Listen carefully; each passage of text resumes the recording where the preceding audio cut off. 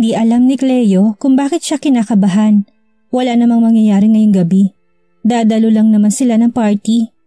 I didn't know that you have a hidden beauty. Well, you're really beautiful pero ibang-iba palang ganda mo kapag nag-aayos ka. Napapailing na lang si Cleo. Hindi niya alam kung matatawa ba siya o hindi. Nahihiya siya kapag ibang tao na ang pumupuri sa ganda niya. Matagal na silang magkakilala ni Zoro pero ngayon lang siya nito pinuri. Puro kakalokohan, let's go. Honest niya. Matamis namang napangiti si Zoro dahil kitang-kita niyang pamumula ng mga pisngi ni Cleo. Nang makarating sila ay nauna nang bumaba si Zoro para mapagbuksan niya ng pintuan si Cleo. Dahan-dahan ang pagbaba ni Cleo habang nakaalalay sa kanya si Zoro. Naka-heels na si Cleo pero mas matangkad pa rin sa kanya si Zoro. Nagpatahi ka pa ba ng gown mo? Tanong ni Zoro. Tiningnan ni Cleo ang sarili niya dahil sa pagtataka. Hindi, bakit? May mali ba? Tanong niya. Wala naman, sukat na sukat kasi sa'yo. Nagdadalawang isip tuloy ako kung tutuloy ba tayo o sasarilinin ko na lang ang gandang nakikita ko ngayong gabi. Mag-date na lang kaya tayo. Pagbibiro ni Zoro na ikinalaki ng mga mata ni Cleo. Natawa na lang si Zoro nang ang pasensya ni Cleo sa dibdib. Sira ulo ka ba? Tanging wika ni Cleo dahil hindi niya alam ang isasagot kay Zoro. I'm just kidding, let's go. Saad na ni Zoro sa kanya inilahad ang braso niya kay Cleo. Humawak naman si Cleo sa braso ni Zoro saka sila sabay na pumasok sa function hall. Sumalubong sa kanilang nakakasilaw na flash ng mga kamera. Napapikit na lang si Cleo dahil sa sunod-sunod na pag-flash ng mga kamera. Ngumiti na lang si Cleo nang maka-adjust ng mga mata niya sa mga flash ng kamera.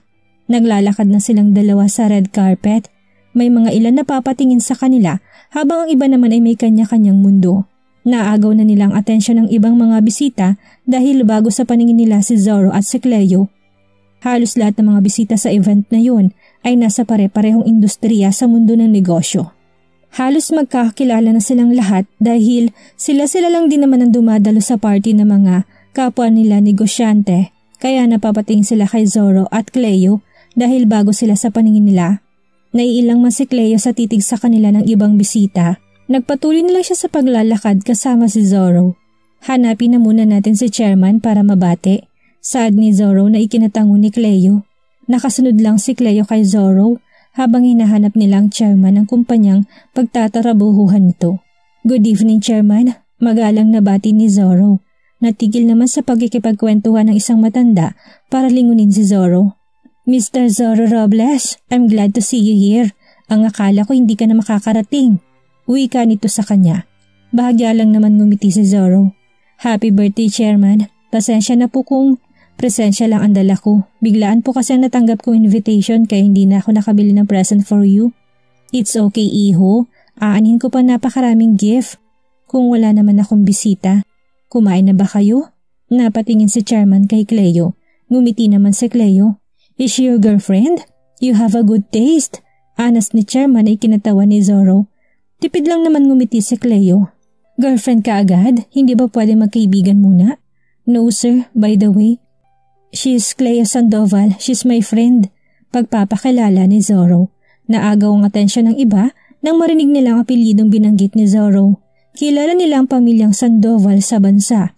Dahil hindi lang sa negosyo magaling ang pamilya nila. Magaling din sila pagdating sa politika. Sandoval? Sandoval? Wait, they only have one princess. Ikaw nang nag-iisang prinsesa ng mga Sandoval? Your father is Gonzalo Sandoval. Tama ba ako? Tanong ng chairman. Nakikinig lang naman sa kanilang ilang malalapit na bisita sa pwesto nila. Yes po, chairman. I'm Cleo Sandoval. Nice to meet you po. Inilahad ni Cleo yung kamay niya nang malugod namang tinanggap ni chairman. It's nice to meet you, Miss Cleo. Nung huli kitang nakita, parang ang liit mo pa. Ngayon, look at you. Ang laki na ng pinagbago mo at ang matured na ng mukha mo. Tuwang-tuwang saad ni chairman. Napapangiti naman si Cleo dahil kilala talaga siya as a princess of Sandoval dahil nag-iisang babae sa pamilya ng Sandoval. Anong yapak ng pamilya mong susundan mo? Are you into politics or business? Where have you been? Ang tagal kitang hindi nakita. Dagdag pa ng chairman. I'm into business po. Nag-aral po ko sa England to master how to run a business, kaya matagal po akong nawala. Magalang niyang sagot. Natutuwa naman sa kanya ang chairman dahil napakasimple lang ng mga sagot ni Cleo pero tila ba nagsusumigaw ng otoridad ang tinig niya. She's really a Sandoval. You said lately that she's just your friend. Baka may magustuhan ka sa mga apo ko, Miss Cleo. Natatawang pagbibiro ni chairman kay Zorro at kay Cleo. Don't take it seriously. Baka nagugutom na kayo. Nandun yung buffet. Kumain na muna kayo dahil baka mapasarap ang pakikipagbiruan ko sa inyo. Hindi pa kayo makakain. Aniya pa na bahagya lang namang kinatawa ni Zorro at ni Cleo. Sige po, chairman. Sagot naman ni Zorro. Huwag lang kayong mahihiya. Aasikasuhin ko rin ang iba ko pang bisita. Magpakabusog kayo at maraming pagkain dyan. Tumangon na lang si Zorro at Cleo kay chairman saka sila umalis. Nagtungo na silang dalawa sa buffet para makakain dahil nagugutom na rin sila. Maupo ka na lang. Hahatiran na lang kita ng pagkain mo. Wika ni Zorro. Tumangon na lang si Cleo saka siya naghanap ng available na table. Nang makakita siya'y naupo na siya dahil nangangalay na rin siya lalo na at mataas pang suot niyang heels. Naririnig ni Cleo ang bulungan ng ilang mga bisita na hindi kalayuan sa kanya.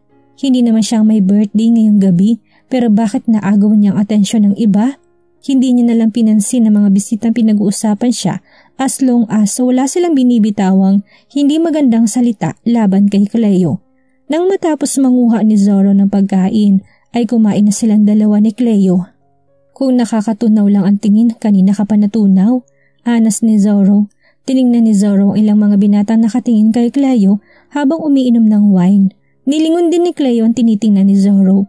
Mabilis na nagsiiwasan ang tingin ng mga binatang nakatingin kay Cleo. Baka nagkakamali ka lang, kumain ka na lang dyan. Kung ano-anong napapansin mo. Pinagpatuloy na ni Cleo ang pagkain niya dahil nagugutom talaga siya. Sikat na sikat pala talaga ang pamilya niyo dito, no? Matagal na kasi ako sa England kaya wala ako masyadong kilalang negosyante dito. The only one princess of Sandoval. Yun na talagang title mo? Nangaasar namang wika ni Zorro. Kaya napapahirap na lang sa kanya si Cleo. Marami kayang naiinggit dahil akong pinalad na maging prinsesa ng mga Sandoval. As you can see naman, walang kapatid na babae ang daddy ko. Puro ring lalaki ang mga pinsan ko kaya akong nag-iisang prinsesa ng mga Sandoval. Sagot niya kay Zorro. Oo na po, sa'yo na ang title. Natatawa pa ring wika ni Zorro. Nang matapos silang kumain, tumayo na si Zorro na makareceive siya ng text. Maiwan ka na muna dito ha? Ipapakilala lang daw ako ni chairman sa mga business partner niya. Pagpapaalam niya. Magiging okay ka lang ba dito? Mabilis naman tumango si Cleo. Yeah, I'll be okay here. Don't worry. Hindi naman ako bata para hindi mo pwedeng iwan. Dito lang ako, saad niya. Bahagyang tinapik ni Zorro ang balikat ni Cleo saka siya umalis. Excuse me, saad niya sa isang waiter. Yes ma'am, may kailangan po kayo? Nakangiti nitong tanong kay Cleo. Gusto ko lang sanang ipalinis to. Hindi ko rin kasi alam kung saan ko ilalagay ang mga pinagkainan namin. Tila nahihiya pa niyang saad. Hindi siya mahilig mag-utos lalo na kung kaya niya namang gawin pero hindi niya kasi alam kung saan ilalagay ang mga maruruming pinggan. Okay lang po ma'am, ako na po maglilinis at maglalagay ng mga ito sa loob. Wika ng lalaki sa kanya, saka nilinis ang table ni Cleo at kinuha ng mga pinggan. Salamat. Anas ni Cleo na kinatango na lang ng lalaki. Pag-alis ng lalaki sa harap ni Cleo ay nawala ang ngiti sa labi niya nang makita niya kung sinong nasa likod ng waiter kanina. Iniwas na lang ni Cleo ang paningin niya sa lalaking sinaktan siya, ilang taon na ang nakakalipas. Cleo. Tila pauspang tawag ni Apollo sa pangalan ni Cleo pero hindi siya nilingon ni Cleo. Halos alam ng lahat ang hidwaan ng mga pamilya nila kaya kapag nakita sila ng mga tao dito na nag-uusap sila, baka maging laman pa sila ng article. Hindi na mapakali si Cleo sa kinaupuan niya dahil ramdam na ramdam niyang titig ni Apollo sa kanya. Alam ni Cleo na gusto rin siyang lapitan ni Apollo pero pinipigilan niya sarili niya dahil maraming tao sa paligid nila. Nang may dumaan na waiter na may dalang wine ay humingi siya ng isa sa kanya yun ininom. Nakatingin siya sa ibang direksyon pero kitang-kita niya sa peripheral view niya na maaring nakatingin sa kanya si Apollo. Nang hindi na matiis ni Cleo ay inis niyang nilingon si Apollo at gaya na nakikita niya sa peripheral view niya, nakatingin sa kanya si Apollo. Wala ka bang magawa sa buhay mo? Wala ka bang ibang makausap dito para kung inisin mo? Anas niya. Marin lang namang nakatingin sa kanya si Apollo. Is it a crime to stare at you? Hilaw na tawa si Cleo sa sinabi ni Apollo. Yes, it's a crime. Lalo na kung hindi na komportable ang taong tinititigan mo. Boring ka ba sa buhay mo? Huwag ako ang abalahin mo, Apollo. Masungit niyang saad. Hanggang ngayon, malinaw pa rin sa isipan ni Cleo kung paano niya nakita si Apollo at Ivory sa isang kama na walang mga saplot. Napataas na lang ang isang kilay ni Cleo dahil bakit pa ba niya iisipin yun? May kanya-kanya na silang buhay ngayon at ikakasal na rin ang ex-boyfriend niya sa ex-best friend niya. Ang tagal mong nawala, Cleo. Hindi alam ni Cleo kung bakit parang anungkot ng tinig ni Apollo. Tila ba nangungulila? Nangungulila? Hilaw na natawa si Cleo sa isipan niya. Bakit naman siya nangungulila? Hindi ba siyang nakipaghiwalay kay Cleo? Siyang nagluko at sumira ng relasyon nilang dalawa. Apollo! Tawag na isang babae kay Apollo. Nilingon ni Cleo yun at halos mawala ng balanse si Ivory nang makita niya si Cleo. Cleo? Tila nanginig pang tinig ni Ivory sa pagtawag niya sa pangalan ni Cleo. Ang ganda naman ng gabi niya, kaya pala kinakabahan siya kanina dahil ang dalawang taong nanakit sa kanya ay makikita pa niya sa lugar na ito. Tiningnan ni Ivory ang mga mata ni Apollo at tila ba gumuhit ang sakit sa dibdib niya dahil alam niyang iba ang paraan ng pagtingin ni Apollo kay Cleo. Napabuntong hininga na lang si Cleo, hindi niya kayang magtagal sa lugar na kasama ang dalawang taong sinaktan siya. Tumayo na siya at takma na sanang lalayo nang muli siyang tawagin ni Ivory. Blanko lang naman nilingon ni Cleo ang ex-best friend niya. Matagal niyang pinagkatiwalaan si Ivory. Halos lahat ng mga sekreto niya sinabi niya kay Ivory pero hindi niya akalain na tatraidorin din pala siya ng kaibigan niya. What do you need? Malamig na tanong ni Cleo. Gustong kausapin ni Apollo si Cleo pero hindi sa ganitong lugar. Hindi niya inaasahan na makita si Cleo dito. Are you mad? Biglang tanong ni Ivory. Natawa na lang si Cleo kung ang tinutukoy ni Ivory ay tungkol sa nakita niya ilang taon na nakalipas. Ano bang inaasahan ni Ivory na mararamdaman ni Cleo? Magdiwang? Magpa-party? O tumalon sa tuwa? Sa pagiging higad mo? Yun bang tinutukoy mo? Diretsong tanong ni Cleo. Napalunok naman si Ivory at hindi kaagad nakasagot kay Cleo. Tiningnan din ni Cleo si Apollo pero iniwas ni Apollo ang paningin niya. Hinarap ni Cleo ng maayos si Apollo at si Ivory. Pinagkrus pa niya mga kamay niya sa dibdib niya. Blankong tinitigan ni Cleo ang kaibigan niya. Naalala ni Cleo kung anong nangyari sa kanya sa England at sa muntik na mangyari sa baby niya. Naikuyom ni Cleo yung kamao niya nang hindi niya na makita ang bracelet ni Ivory na palagi niya sinusuot noon. Posible bang si Ivory ang taong gusto siyang ipapatay? Yun bang dahilan kung bakit siya nagulat na makita niya si Cleo?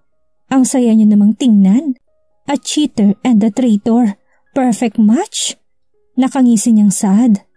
You're really back but I'm not a traitor, Cleo. Tila inosente pang wika ni Ivory. Ano bang inaasahan mo, Ivory? Hindi ako babalik? Bakit? Natatakot ka bang maagaw kong fiancé mo sa'yo? Nakangisi niyang tanong. Napatitig na lang si Ivory kay Cleo. Baka takot sa mga mata niya na baka bumalik si Cleo para kunin ang pagmamayari niya. Natawa na lang si Cleo dahil kitang-kita niya ang takot sa mga mata ni Ivory. Tahimik lang naman nakatitig si Apollo kay Cleo. 6 na taon na nakalipas at marami na nagbago sa kanila pero hindi inaasahan ni Apollo ang malaking pagbabago kay Cleo mula sa itsura niya, sa hugis ng katawan niya at sa tono ng tinig niya. Don't worry, iyong-iyo na, isaksak mo pa sa baga mo. Pakasalan mo na rin para may tali mo na sa leeg mo. Hindi ako interesado na makipag-agawan sa lalaki. Napaigting ang panga ni Apollo. Hindi niya alam kung bakit siya nasasaktan sa sinabi ni Cleo. Hey! Anas ni Zoro nang makalapit siya kay Cleo. Tiningnan ni Zoro ang mga kausap ni Cleo at hindi niya kilalang mga ito. Good evening! Wika ni Zoro kay Ivory at Apollo. Napatitig si Apollo kay Zoro. Nagtataka kung kilala ba siya ni Cleo o kung anong relasyon nilang dalawa. Are you done? Can we go home now? Tanong ni Cleo kay Zoro. Napakunot naman ang noo si Zoro dahil okay lang naman kay Cleo nang iwan niya ito kanina. Pero bakit parang iba ng itsura niya? Kasama mo pa ang mga kaibigan mo. Aalis ka na kaagad. Aniya, hinawakan na ni Cleo yung kamay ni Zoro at hinila na ito palayo kay Apollo at Ivory. Hindi man lang nakapagpaalam si Zoro kaya nang lingunin niya sina Apollo bahagya na lang siyang tumango. Napapaigting pa rin ng panga si Apollo. Who is he? May nangyari ba? Bakit ka nagmamadali? Tanong ni Zoro. Nag-aalala kung may nangyari ba kay Cleo nang iwan niya ito. Tahimik lang naman si Cleo hanggang sa makalabas na sila ng function hall. Binitawan na ni Cleo yung kamay ni Zoro at nauna na siyang naglakad.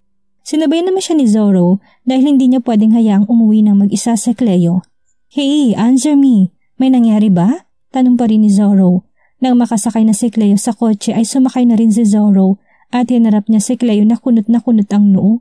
Napapairap na lang si Cleo kapag naalala niya si Apollo at si Ivory. Kumukulo ang dugo ni Cleo kay Ivory kapag naalala niya ang pagdududa niya. Napatingin si Cleo sa kamay niya nang hawakan niya ni Zoro. Bahagya siyang kumalma kaya napabuntong hininga na lang siya. Are you okay? Tell me what happened. Malumanay na wika ni Zoro. I'm okay, don't worry. I just want to go home. I'm tired. Who are them? Are they your enemies? Kuryosong tanong nito.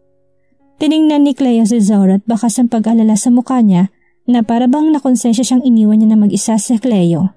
Tipid na ngumiti si Cleo. Okay lang ako, pagod lang talaga ako kaya gusto ko na umuwi. Can we? Nakangiti niyang wika. Napabuntong hininga naman si Zoro at walang nagawa kung hindi ang hihatid si Cleo. Ayaw niya namang pilitin si Cleo para sabihin sa kanya kung anong nangyari. Nakatuon ang paningin ni Cleo sa labas ng bintana at tahimik lang siya. Hindi niya maiwasan na maisip kung dati pa ba ay may pagtingin na si Ivory kay Apollo. Magkaibigan silang dalawa at halos lahat na nangyari sa kanila ni Apollo ay kinikwento niya kay Ivory. Supportive naman noon si Ivory sa kanilang dalawa. Siya pa nga ang tumutulong kay Cleo na tumakas sa bahay nila para makipagkita kay Apollo pero anong nangyari? Siya lang bang naging hadlang sa pagmamahalan ni Apollo at Ivory? Hindi naman siguro pakakasalan ni Apollo si Ivory kung wala siyang nararamdaman para dito. Muling napabuntong hininga si Cleo. Bakit ramdam pa rin niyang sakit? 6 na taon na nakalipas. Naka-move on lang ba siya dahil hindi niya nakikita si Apollo? O nasa kaibuturan pa ng puso niyang sakit na nararamdaman niya? Nililingon paminsan-minsan ni Zoro si Cleo pero nakatuon lang ang paningin niya sa labas.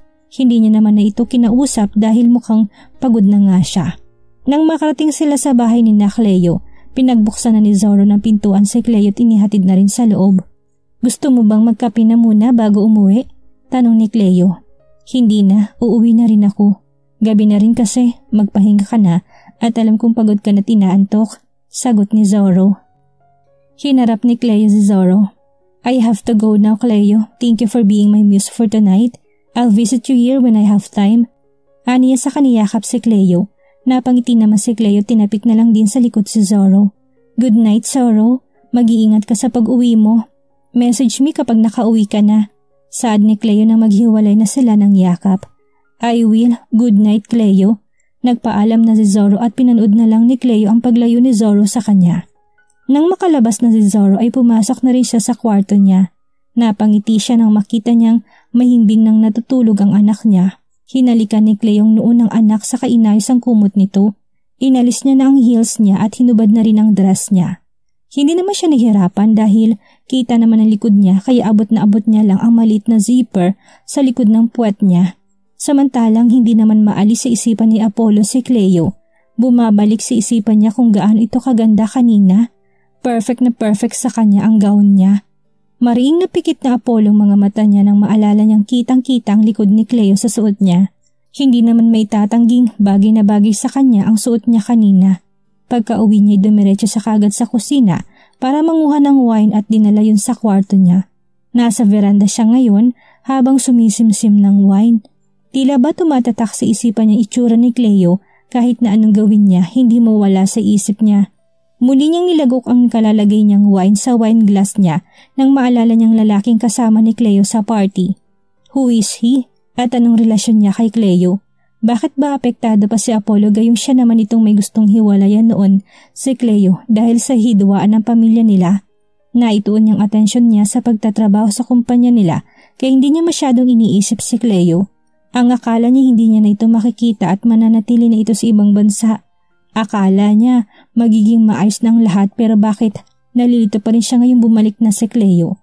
Napahilot ng sentido niya si Apollo nang maalala niyang pagkakaroon ng shares ni Cleo sa kumpanya nila. Hanggang ngayon, hindi pa rin siya makapaniwalang nagawang makuha ni Cleo ang mga shares ng ibang mga shareholders nila noon. Bakit siya nagkaroon ng interes sa kumpanya ng mga Montero?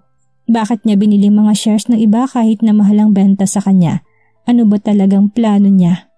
Bumalik ba siya para maghiganti? Ito ba ang paghihiganti ni Cleo sa ginawang pananakit sa kanya ni Apollo? Hindi makatulog kaagad si Apollo dahil sa kakaisip kay Cleo kahit na nakarami na siya ng inom ng wine. Kinabukasan, nagpatawag ng meeting si Apollo para sa mga shareholders ng kumpanya nila. Nagtataka namang nakatingin si Cleo sa cellphone niya nang mag-text ang secretary niya. Ang secretary niya dumadalo ng meeting noong wala pa siya sa Pilipinas. Pero ngayon, ang gusto ni Apollo si Cleo yung dadalo ng meeting. May pupuntahan ka ba ngayon anak? Gusto mo bang mamasyal sa kumpanya? Tanong ng kanyang ina nakapapasok lang ng kusina. I have a meeting now ma'am, maybe next time. Sagot niya nang hindi tinitingnan ng kanyang ina dahil kumakain siya. Nang matapos siya tumayo na siya dahil aasikasuhin pa niya ang pagpasok ni Brixton sa school niya. Ako nang maghahatid kay Brixton sa school niya. Dahil dadaan din naman ako doon, magaya ka na lang kung may pupuntahan ka. Wika ni Christoph na kabababa lang ng hagdan kasama si Brixton. Napangiti si Cleo na makita niyang anak niya na suot nitong uniform ng school na papasukan niya. Bahagya siyang lumuhod para magpantay ang paningin nila ng anak niya. You're so handsome baby. Magpakabait ka dun, okay? Huwag mong bibigyan ng sakit ng ulo si teacher. Call me if something happened, okay? Inayos pa niyang buhok ng anak saka siya tumayo. Yes ma'am, don't worry about me po. Aalis na po kami ni Tito at baka po kasi malate na po ako eh. Pagpapaalam niya ni kinatango naman ni Cleo. Nagtungo pa muna ng kusina si Brixton para magpaalam sa mga lolo't lola niya. Pupunta ka ba ng kumpanya ng mga Montero ngayon? Tanong ni Christoph. Oo kuya, nagpatawag ng meeting si Apollo for their shareholders and I don't know pa kung ano pang agenda ng meeting namin. Sagot niya naman. Tawagan mo ko kapag may nangyari. Alam kong mainit ang paningin sa'yo ng mga Montero, lalo ng mga magulang ni Apollo dahil sa ginawa mo. Nag-aalala pa rin si Christoph para sa kapatid niya. Kung pwede nga lang niya itong bantayan at samahan sa kumpanya ng mga Montero para lang makasiguro siyang ligtas at hindi masasaktan si Cleo sa kamay ng mga Montero gagawin niya, pero ayaw niya namang masira ang plano ng kapatid niya. I will kuya, I can handle myself, so don't worry. I know that's there. Mas lalo lang tayong paghihinalaan ng mga Montero kapag sumama ka pa sa akin. Anas niya sa kuya niya. Napabuntong hininga na lang si Christoph. Nang matapos magpaalam ni Brixton sa mga lulu't lola niya ay inihatid naman na siya ni Christoph sa school niya habang nagagayak naman si Cleo para makapunta sa meeting nila. Ilang minuto lang naman ang lumipas at natapos na siyang gumayak kaya tinungo na niyang kumpanya ng mga Montero. Sa paglalakad niya sa lobby ay diretso lang ang paningin niya sa harap niya at taas noo pa. Rinig niya ang bulungan ng ilang mga empleyado pero hindi niya na yun pinansin. Dumiretso na siya sa conference room at katulad ng una siya na naman ang late. Palagi ka na lang bang mahuhuli tuwing may board meeting? Masungit na tanong kaagad ni Corazon. Tipid lang namang ngumiti si Cleo. You can start the meeting without me at saka hindi naman ako late. 9 a.m. ang meeting hindi ba? 8:56 pa lang naman. Ako lang huling dumating Mrs. Montero. Nagtitiim ang bagang ni Corazon sa sagot ni Cleo sa kanya. Napapairap na lang siya at hindi pinansin si Cleo. Tumayo naman si Apollo at sinimulan niya ng pagpapaliwanag niya sa harap. Tahimik lang naman nakikinig si Cleo. Magkakrus pang mga bintit mga kamay niya na ikinainis ni Mrs. Montero dahil tila ba hindi man lang nakikinig si Cleo. Gusto niya sanang pagsabihan si Cleo pero nahihiya rin siya sa mga board members ng kumpanya nila. Napatingin na rin si Apollo kay Cleo na makita niyang humikab lang ito na tila ba wala man na siyang kainte-interes sa sinasabi ni Apollo. Naapektuhan man si Apollo sa ginagawa ni Cleo pero pinagpapatuloy niya lang ang pagpepresent niya. Nang matapos siya'y sumang-ayon lang silang lahat. Oh well, that's all. Huli saad ni Apollo. Muli pang humikab si Cleo takman na sanang tatayo para lumabas nang magsalita si Apollo. Please stay in your seat, Miss Cleo. I want to talk to you. Matoridad na saad ni Apollo. Kunot noon namang nilingon ni Corazon ang anak niya. Apollo, what do you think you're doing? May diin niyang tanong, hindi niya masigawan ng anak dahil hindi pa rin nakakalabas lahat ng mga board members sa loob ng conference room. Dad, isama niyo na po si Mami palabas. Saad ni Apollo sa kanyang ama na tahimik lang naman. Tiningnan ni Mr. Montero si Cleo sa kanyang hinilang asawa niya. Ano ba? Hindi ako aalis dito dahil kung ano man ang pag-uusapan niyo dapat nandun ako. Is it still about business? Bakit kailangan kong umalis? Galit na namang sigaw ng ina ni Apollo. Parente lang namang nakaupo si Cleo sa pwesto niya. Corazon, let's just go. Alam ni Apollo ang ginagawa niya at hindi lahat kailangan mong malaman so let's go. Matigas din saad ni Mr. Montero sa kanya sa pilitang hinila palabas ang asawa niya. Namutawi ang katahimikan sa loob ng conference room nang may iwan na lang si Cleo at Apollo. Iniisip pa ni Apollo kung ano sasabihin niya kay Cleo. Nang ilang minuto nang lumipas at hindi pa rin umiimik si Apollo, nilingon na siya ni Cleo. May sasabihin ka ba o nagpapapanis lang tayo ng laway dito? Mahalagang bawat oras ko Mr. Montero at ayaw ko na sinasayang ko yun sa walang kwentang bagay. Masungit na wika ni Cleo. Napahilamos na muna si Apollo sa mukha niya sa kanya hinarap si Cleo. Kamusta ka na? You've changed a lot. Hilaw namang natawa sa Cleo. Seriously? Ito lang bang sasabihin sa kanya ni Apollo? It's not about business. This is personal. Kung wala kang ibang sasabihin, sinasayang mo lang oras ko. I'm just curious, Cleo. Why are you so interested in my company? Do you want to get your revenge against me? Is it because I hurt you long time ago? Napataas ng kilay si Cleo pero napangisi ring kalaunan. Deserve mo bang oras at attention ko para gawin ko yun? Anong akala mo sa akin? Hindi maka-move on to do that? Parang kang saad ni Cleo. Napatulala naman si Apollo at napalunok din. Bakit parang ang tatalim na mga binibitawang salita ni Cleo? Magtaka ka kapag inagaw ko ng pagiging CEO mo. Business sa business, Apollo, kaya pwede ba? Ihiwalay mong personal mong problema sa negosyo. Hindi ka naman siguro bobo para hindi ako maintindihan, hindi ba? Anong gagawin ni Apollo ngayong tila walang pakialam sa kanya si Cleo? Muli kaya mahulog ang loob niya sa dating kasintahan? Ano ang gagawin ni Cleo para maisagawa ang plano niya sa pagpasok sa kumpanya ng mga Montero? Iyan ang ating aalamin sa susunod nating kabanata.